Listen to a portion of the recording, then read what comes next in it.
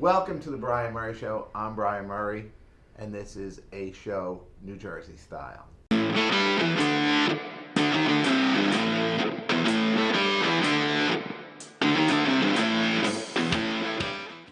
Today's discussion point is, what does a successful transaction mean to both parties? Now, in a buyer's market, the buyers usually have an upper hand. In the seller's market, the sellers usually have an upper hand, but only to a point. If you do have an upper hand as a buyer, for instance, and you try to extract every little last ounce of concession out of a seller, the seller remembers it. For example, once you've gotten a really good deal and the seller has given you a really good deal, and you go back and you try to squeeze out marginally minuscule more, it costs you at the end of the day. It literally costs you at the end of the day. That $200 or $300 thing that you won on, it costs you, because I've had sellers that have given in on that, but then they haven't left the paint cans for the wall, so there's no touch-up paint, and the buyer doesn't even know what kind it is. Ever tried to match a touch-up paint when you don't know what brand or what color it is? You end up having to repaint for something small little thing that needs touch-up. You have to repaint the whole wall, the whole room, the whole apartment. So that's just one example of where, when you think you're winning, you're actually lost. Because people don't like to come away from a transaction feeling like they were basically robbed of everything, including their dignity. Same thing with the seller. When a seller has the upper hand and they're asking the buyer for a lot of concessions, waiving the home inspection. Oh, hey, we've decided to push the closing date out a couple of weeks because we're going on vacation. The buyer remembers it. The buyer might, because they're not in the home, they might not have that kind of leverage, but there's other ways buyers can get back at sellers. Packages come to the unit and they don't forward them. Little things like that where they can really make life miserable. This is a partnership, buyer and seller. You're wed together, maybe just for the transaction, maybe a little after. My recommendation is that both parties put themselves in the other party's shoes and just try to get along and do what you would want them to do. Because at the end of the day, if you try to win too much, you end up losing. This is this week's discussion point. Market update, June 22nd, 2021. I look for the nuances in the market. Each week there's something that's a little bit different. And we're just trying to understand slight changes to project long term. So let's look at Hoboken here. There's 209 condos on the market, 34 in the last 7 days, and 101 actives in the last month. So that's less than half. Where we were being a little bit higher than half, now we're a little less than half. Some of that can be attributed to homes coming off the market, going under contract. But know that for the last several reports, it was more than half of them were under 30 days. Now it's less than half. So what that's going to mean for the market, we are going to keep our eye on that.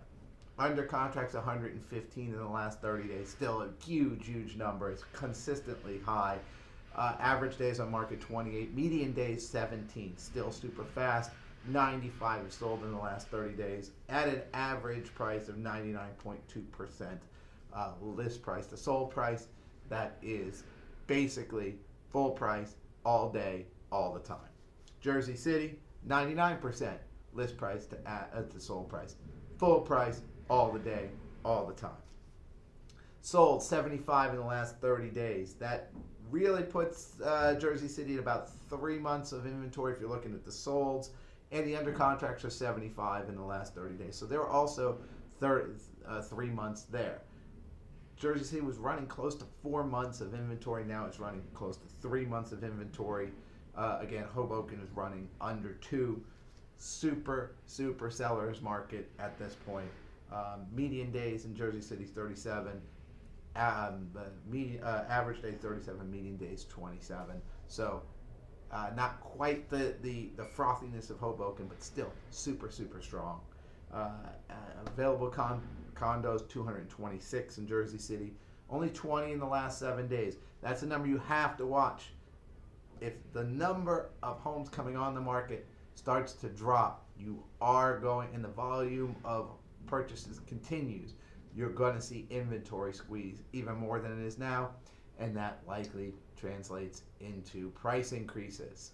So we're going to watch those numbers. These are the numbers for June 22nd, 2021. If you have any other questions about specifics on the market numbers, reach out to me directly.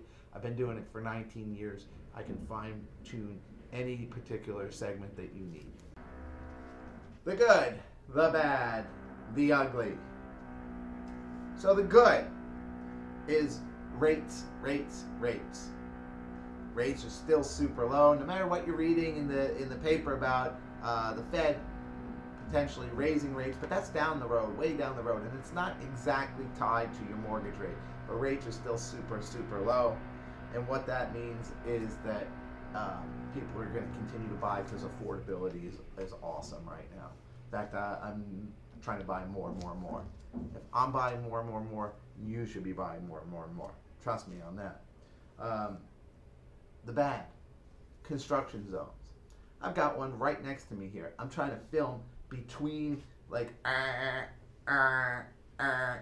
Did you see the other day in Hoboken that a guy walking by the same construction zone that's behind my wall here, a brick fell from it.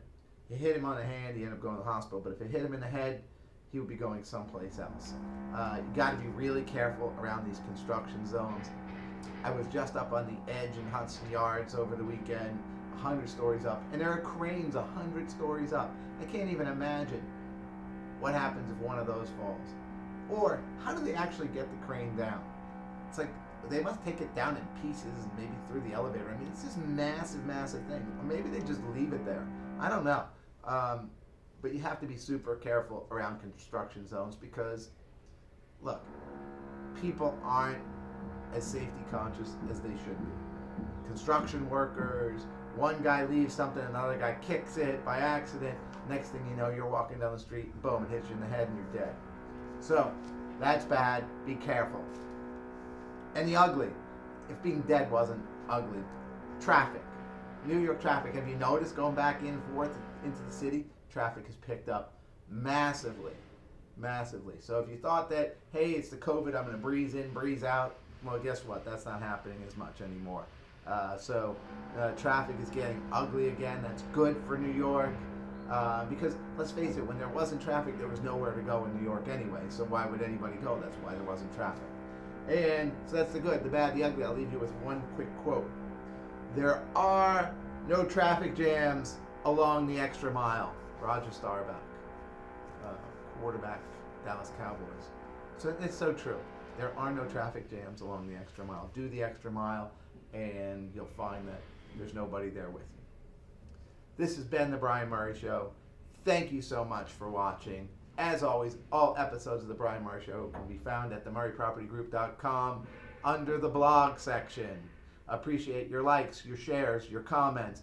You can check me out on LinkedIn, on Facebook, on Instagram. I'm everywhere. Share me. Let everybody know some great info in this show.